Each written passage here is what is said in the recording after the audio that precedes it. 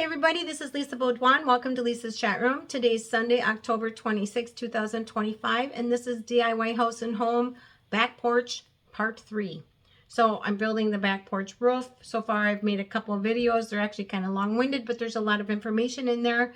And again, eventually I will scoop all these videos up and render something really nice with menus. But until then, I'm just getting them out there so I have them. So anyway, today is starting of the construction phase, I guess you could call it. I worked out the diagram in the last video. I talked about permits. I talked about inspection reports. When it comes to real estate, I really got into a lot of things. So you have some thinking behind everything you do here when you're trying to do this. And again, I have to explain to you in every video that I'm not an expert in anything. This video is basically for entertainment purposes only. Anything I share with you, if you try it, use it or buy it, use it at your own risk and peril. Also, too, I'm not affiliated, endorsed, or reimbursed by any company or product that I talk about in my videos. And finally, if you get something from this video, please give it a like, subscribe, share with friends and family, drop the comment below because I do vet and read every single one, and click the notification bell. All right, so first things first, construction day, number one thing, if you have long hair, make sure that you are putting it back tightly. Who cares what you look like? Really, seriously, your health, your safety is number one. So when you're going to be drilling, sawing, doing any of that, you want to make sure your hair is back. There's a really sweet Amish girl that's out there on the internet, and I watched her making some stuff, and I cringe because she has this white cap on with these two ties coming down, and she's using a blender. And I'm like, oh my gosh, please don't do that. Please don't do that. Tie them behind you or cut them off, okay? Cut them off. I happen to know someone who got too close to a fan with his long hair, and it's not pretty what happened. So I'm not going to get into it, but it wasn't nice. So, you know, it's one of those things where you say, well, it ain't going to happen to me. Well, it happened to him. So, and it happens to people all the time. So just safety first, put your hair back. Make sure you've got your gear. Make sure you've got your safety glasses, your gloves. Make sure you have your ears set thing if you're going to be drilling and stuff like that. Make sure you have your mask. I use an N95 mask when I'm sawing and things like that. And then make sure you have all the stuff you need. Now, what I usually do is I have a bin and I throw everything in that bin so then I can bring it up and down the stairs as I need it. Especially if you don't get all the way done with the project, because there's nothing more annoying than that, is to have your stuff all over the place, right? So, and then eventually when I'm done with the project, I put everything away.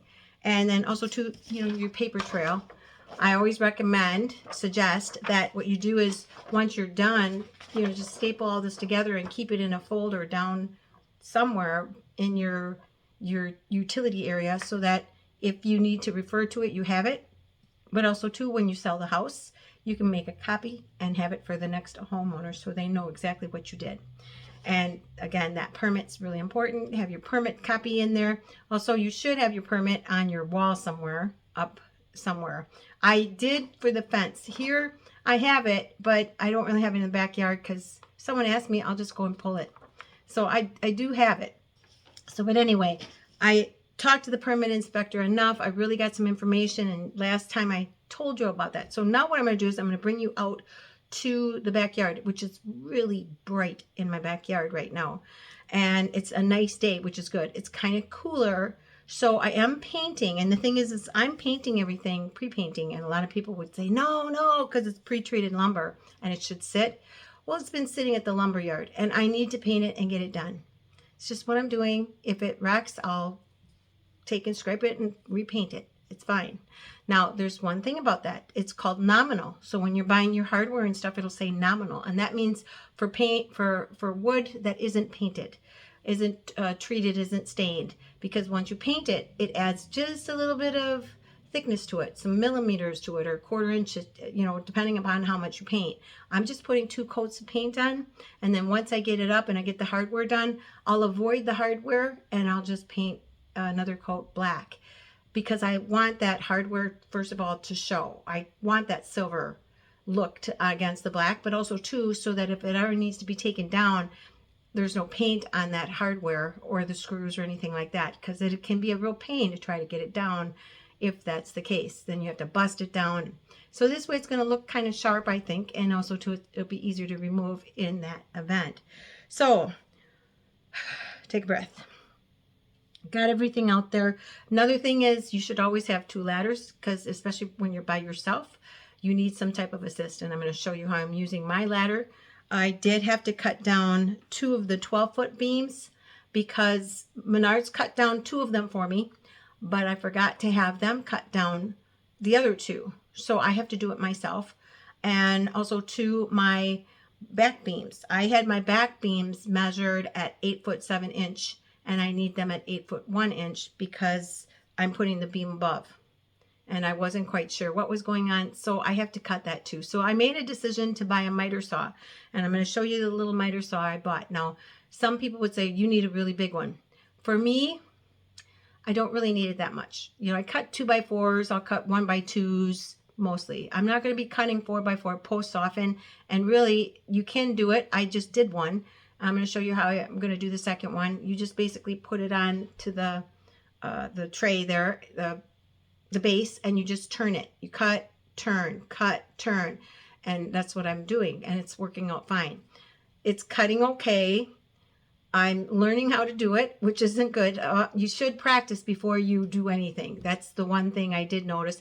I did cut the 1x6x12 inches. Perfect. They're just perfect. They cut really nice, and I actually cut halfway and then turned it and then cut the rest of the way, and it works really good. And this little saw that I'm going to show you, I actually like it a lot. I'm going to give it a 5. And I wasn't going to, because when I picked it up, I brought it home and I couldn't get it unlocked. I literally had to go back to the store to have him unlock it, and then he actually walked me through. So there's another, you know, for me. I should have, while I was at the store, asked the gentleman to show me everything about that saw before I bought it. And I didn't know that it would miter this way. So it actually angles this way, which is awesome. So I can do my miter cuts for like frames and things like that. I have some projects I want to do in the house with artwork. So that's going to be great for that. For the joists, I need to just cut them on the angle. So it does miter this way and it miters this way. Awesome. But it's not real big. It's only 7.5 inch. But again, I'm not going to build a house. Now, if I was building a house, yeah, I'd be worried about it. But I'm just cutting a couple posts, and I'm actually almost done doing my cutting. Then I have to cut the joists, but that's in the next phase. And that's going to be pretty easy peasy with this saw. It's plenty big to do that. So I wanted to talk about that. And then I got all my supplies. Everything's ready. I actually bought an extra box of the number 8s. Just in case I needed them. And I did get the hex screws. Now, luckily for me, I didn't have to buy any hex screw bits because I already had them when I made my fence. When I put up my fence, I had them, and I literally built the lower part of the fence. I built that myself with all the wood and everything, did it all myself. It was pretty cool without a miter saw, which I wish I would have had that because it is pretty handy. It was $69.95 on sale at Menards. Plus you can buy the warranty, which I did. So it was under $100. And honestly, when I bought my snowblower, I paid $700 for my snowblower, and it lasted 5 years and then quit on me. And I gave it to my girlfriend, and I'm glad I did. I bought another one cheaper because I realized they're going to wear out. Something's going to go wrong. Now, had it been the right time, I would have just replaced the fuse because I thought that's what it was for my snowblower, and it was. But it was kind of nice. I bought a new one. I gave it to her. She changed the fuse, and now she has a nice snowblower. She can go help people because she does that all the time. And it is a pretty nice snowblower, so I'm so happy. I had it for 5 or maybe 7 years. I had it for quite a long time. And so how I see it is I take the amount that I spent on it, and I ask, how long is this going to last me? Because it's not going to last more than 10 years, trust me. And even when you get to that warranty stage, that's a pain in the ass. I have had so many problems getting my money back with warranty lately. I'm like, I want to buy something that I can use for a few years, and if it goes bad, I'm not going to be out a lot of money. I'm not going to spend $1,000 on a miter saw, and especially since I'm only going to use it a little bit. If you're building an addition, yeah, you want to get a really decent saw and whatnot, and I love it. It makes me feel good. I wish I would have bought it a long time ago. Anyway, point is, I got that. I have one more cut to do with the post. I'm going to show you that, and I'm going to show you what I've done out there. So the main things are basically get your hair back, get your safety gear, and take it easy. relax. Do one phase at a time and then take a break. And remember, there's always tomorrow. You can finish tomorrow. You can, span it out, because you don't want to stress. And that happens to me, and then I don't think. So take it easy.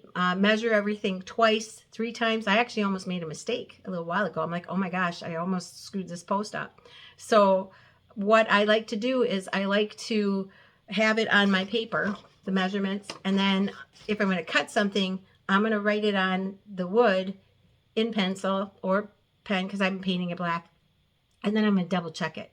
So 3 times. And then I'm going to walk away, drink something. I'm actually switching from coffee over to vegetable juice, which is good. So have something to drink, relax a little bit, and then go back to it and just refocus on it to see if you had made any errors. And then what I'm doing too is then I'm putting it up to see if that's correct and if it looks right. All right. So I'm going to take you out there. Okay. And we're going to be looking at the wall. That's what we're going to be looking at, the wall. And I don't have anything up yet. I just have one post sitting to see if the clearance is right. I've marked my my wall. Now I'm going to come out 1 inch from the wall, and I'm just getting everything ready. And really for me, it's going to be pretty easy because everything is pretty measured right. The only thing is these things here, I am going to have to put them in more than 3 inches. They're going to have to be 6 because of that diamond thing that we talked about, this thing. That diamond thing is going to make this go in, this post holder go in a little bit further. But the inspector said that that was okay. And remember, if you're going to do that, make sure you get approval from your inspector. Okay, so now what I'm doing is today is just basically cutting the wood, marking everything off, making sure it's all going to work right, and then I'm painting.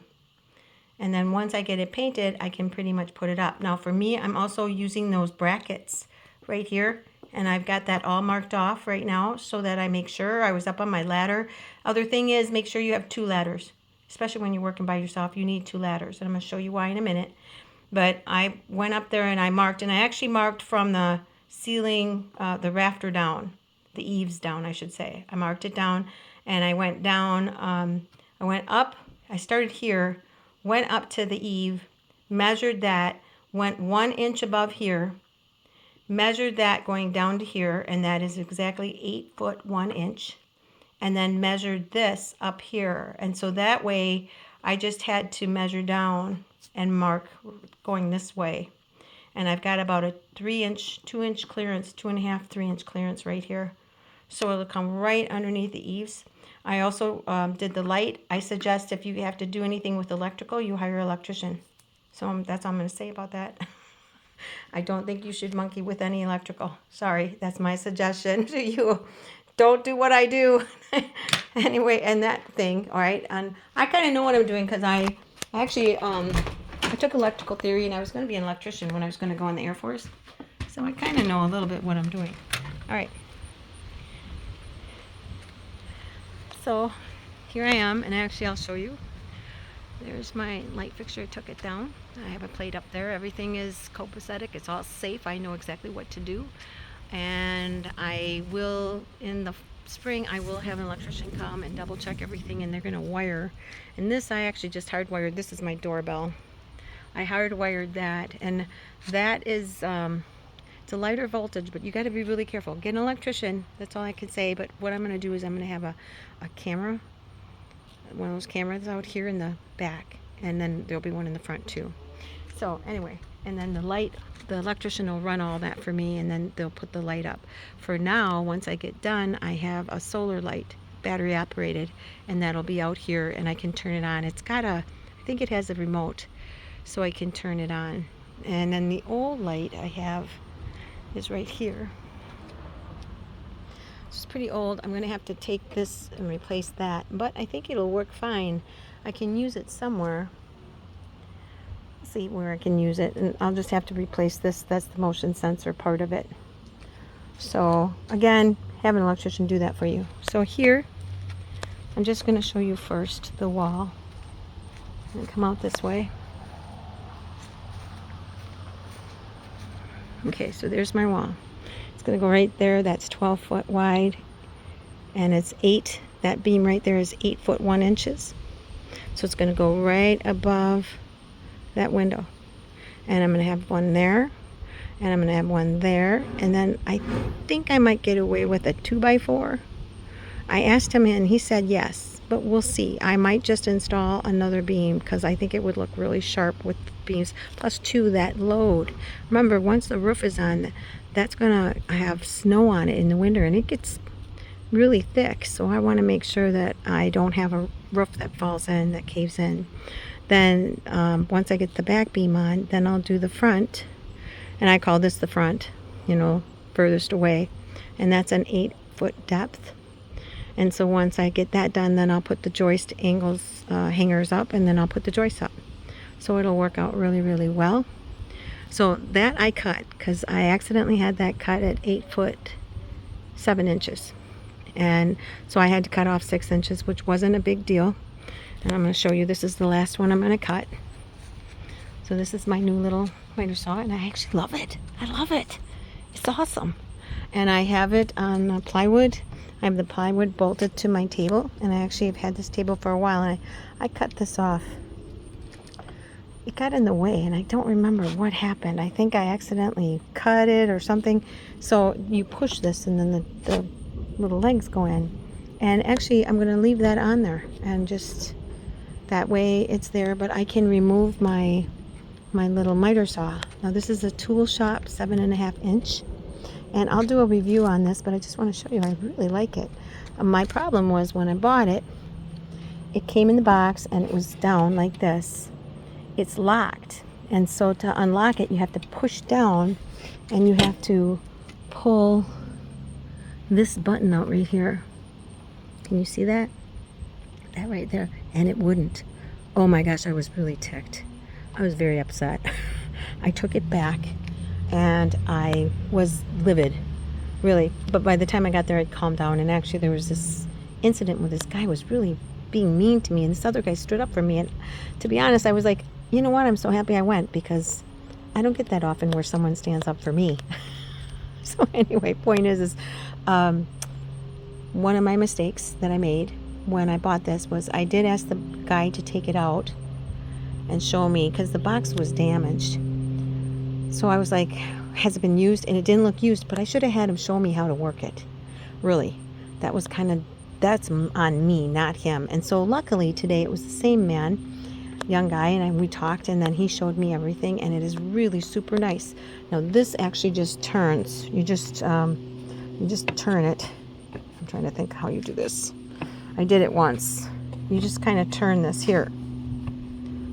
I don't remember how to do it, and I'm not going to worry about it right now, but it does turn, and it's kind of clunkish, so you got to use both hands, I think. And then this comes down, but also too, it's got a little bag, and then here this loosens up, and you can turn this. You can miter on an angle, which is awesome.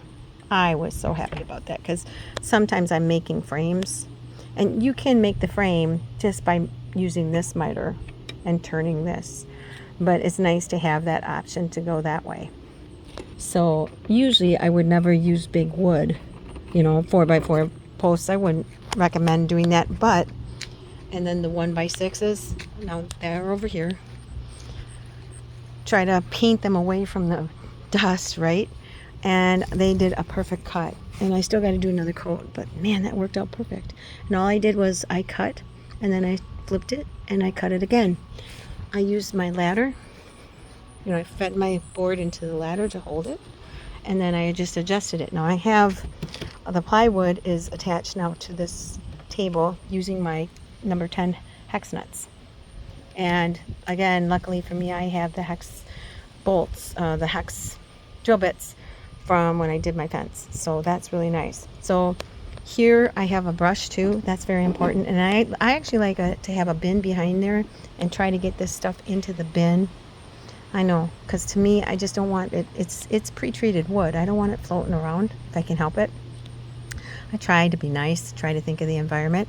But anyway, so I have my little brush to clean things, and then once I'm done, I'll clean this up and vacuum it off really, really good, so it's good for the next time. And I really like it a lot. And this thing is so light that I could unbolt this and just carry this downstairs.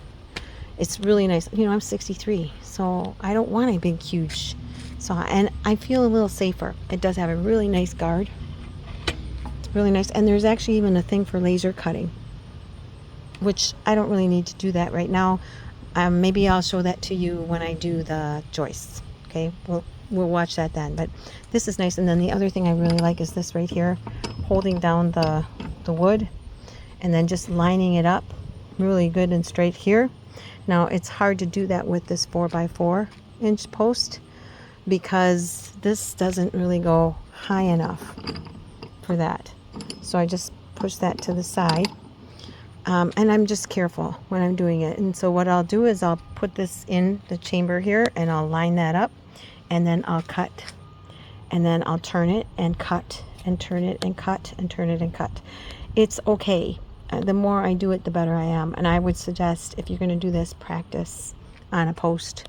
Just get some practice with it. And, you know, because the blade and everything, the blade's a little bit thicker than the one blade. I have two saws, and one is real thin bladed and one is thicker bladed.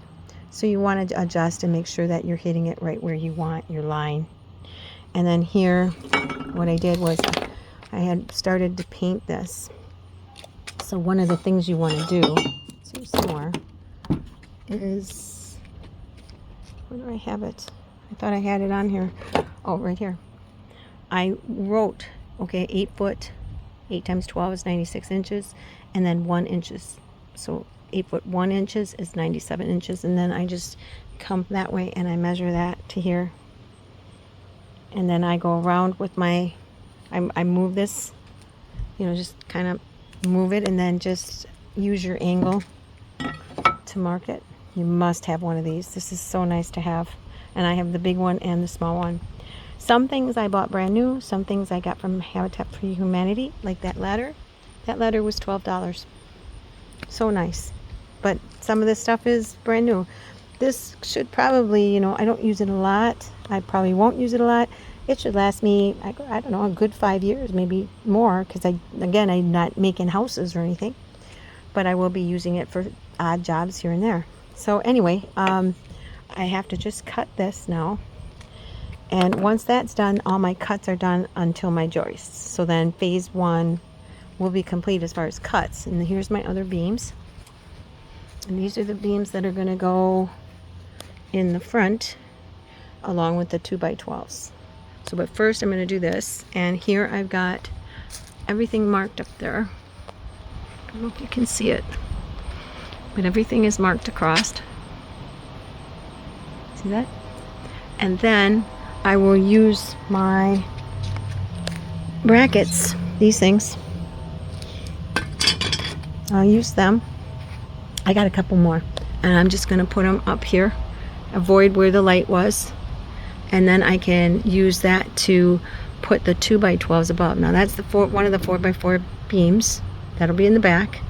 And the reason I had to go so high was because of that window. That window is 8 foot high. I'm like, oh my gosh. So inspector approved it. So it's gonna, there's my post. Once I put it up against, and it'll be 1 inch out. Once I do that, I just wanted to see if it's right, and it is. It's correct. It's kind of lean in there. You don't want it to fall. So, but once I get the beams up, then what I can do is I can shimmy these posts. I'll probably put on my joist anchor and my hanger tie on the ends to see how far in I gotta go, and then I can just place the post where I need it, and then I can actually work on the bottom and get them screwed in. But it's such a nice day. I'm concentrating on the cuts and the painting, and then, I mean, the rest of it's gonna go by really quick. Even the drilling of the cement posts, you know, drilling into the cement, it's not going to be that bad. It's going to be pretty easy now, and especially with those screws that they showed me. The other thing is, here's my little bucket. I have that here. Got everything I need pretty much in here, and if you get in the habit of throwing it back in here, then you know it's here, because otherwise you're running around trying to find stuff if you're anything like me. Got my second ladder there. So, and this works pretty good. I'm fine. I'm actually having a really nice day. So back in the house, it's so bright out there. Even my glasses are not dark enough. I'm just, my eyes, I'm bright so much. so much bright. I'm having a hard time talking because I'm tired. Want to get done. I just thought I'd stop for a second and show you where I'm at. And, you know, again, the safety is the most important thing here. Keep focused on that. You know, make sure you're using the right tools. Make sure you put a glove. Make sure you use gloves. Make sure you get your hair back. Make sure you're paying attention when you're cutting and keeping your hands away from that saw, that blade. And then also to make sure you wear a mask so you're not breathing that junk in, because that is toxic crap. So it's toxic junk on that wood.